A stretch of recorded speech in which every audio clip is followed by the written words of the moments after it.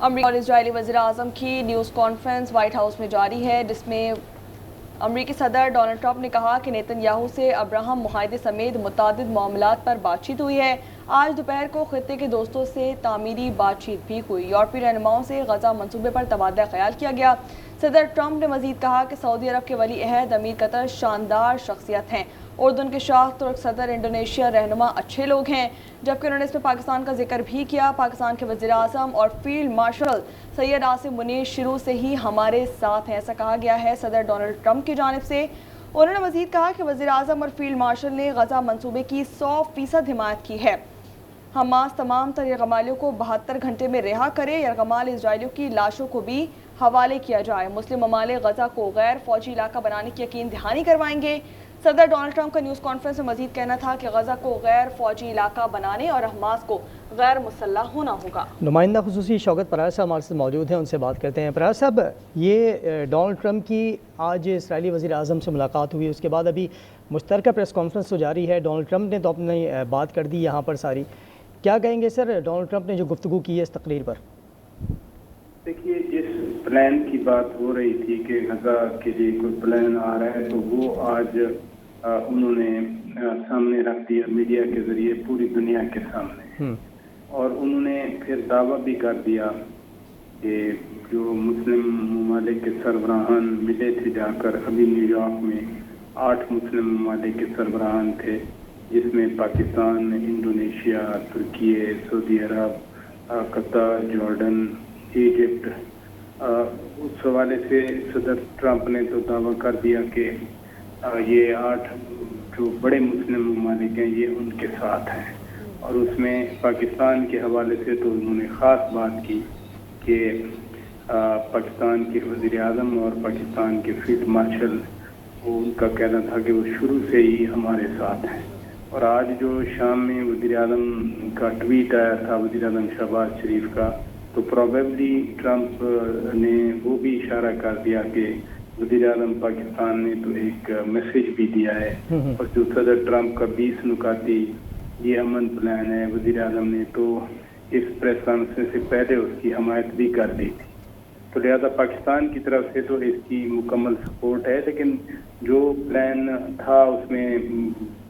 Patches and bits میں تو باتیں ہوتی رہیں، جیسے سابق برطانوی وزیر اعظم ٹونی بلیئر، وہ اس جو انٹرم ارینجمنٹ ہوگا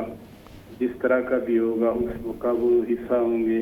ان کے بارے میں پہلے ہی خبر تھی کہ وہ سربراہ ہوں گے۔ پھر جو خاص طور پر ٹرمپ صاحب نے ابھی بھی بات کی اور پہلے بھی امپریشن تھا کہ مسلم ٹروپس جو ہیں وہ انتظام سنبھالیں گے، جس میں انڈونیشیا کے صدر نے، جس کی آج صدر ٹرمپ نے خاصی تعریف کی، تو انڈونیشیا کے صدر نے تو نیو یارک میں جنرل اسمبلی کے اجلاس سے خطاب میں یہ بھی کہہ دیا تھا کہ انڈونیشیا 20,000 فوجیں دینے کے لیے تیار ہے۔ تو وہ پلان آج انہوں نے انفولڈ کیا ہے، جس میں حماس کو غیر مسلح کرنا ہے، اور اگر وہ کہہ رہے ہیں کہ حماس کے لوگ نکلنا چاہیں غزہ سے تو ان کو محفوظ راستہ بھی دیا جائے گا۔ پھر جو اسرائیلی یرغمالی ہیں ان کے پاس، چاہے وہ زندہ ہیں یا مردہ ہیں، تو وہ بھی واپس کرنے ہوں گے۔ تو اب دیکھتے ہیں کہ اس جو پریس کانفرنس ہوئی اس سے پہلے اسرائیلی وزیر اعظم نیتن یاہو کو پہلی بار جو ہے میں سمجھتا ہوں کہ اپنا تھوکا ہوا اس کو چاٹنا پڑا کہ اس نے قطر کے وزیر اعظم کو ٹیلی فون کیا اور قطری قیادت سے دوحہ پر جو حملہ کیا تھا اس پر انہوں نے باقاعدہ طور پر معذرت کی۔ تو یہ 2-3 سالوں میں پہلی بار ہم نے دیکھا کہ نیتن یاہو کہیں نہ کہیں بیک فٹ پہ آیا ہے، ورنہ تو 70-80 ہزار انسانوں کا قتل کر کے، نسل کشی کر کے نیتن یاہو کے ماتھے پہ کبھی شکن نہیں دیکھی تھی، تو یہ کم از کم پہلی بار یہ دیکھنے میں آیا۔ ٹھیک ہے شوکت پراچا صاحب، یہ بھی بتائیے گا کہ ڈونلڈ ٹرمپ کی جانب سے نیوز کانفرنس میں یہ بھی کہا گیا ہے کہ ملاقات میں نیتن یاہو نے فلسطینی ریاست کی مخالفت کی ہے، اس پر کیا کہیں گے آپ؟ اچھا سر، یہ مخالفت تو ہے، ساتھ ساتھ ہم یہ بھی دیکھ رہے تھے کہ کئی ممالک نے فلسطین کو تسلیم بھی کیا، اور اس کے بعد ملاقات میں نیتن یاہو کا یہ بیان آنا، تو اس کو کس طرح سے دیکھتے ہیں پھر؟ دیکھیے، یہ صدر ٹرمپ نے بھی اس کی بات خود ہی کر دی، کیونکہ میں پریس کانفرنس میں نے ساری سنی ہے، صدر ٹرمپ نے خود ہی کہہ دیا کہ جی نتنیاہو کی طرف سے مخالفت کا آنا نیچرل بات ہے. تو یہ بات درست ہے صدر ٹرمپ کی کہ وہ جس پلان پہ فار ایگزامپل نتنیاہو نے کئی ماہ پہلے کہا تھا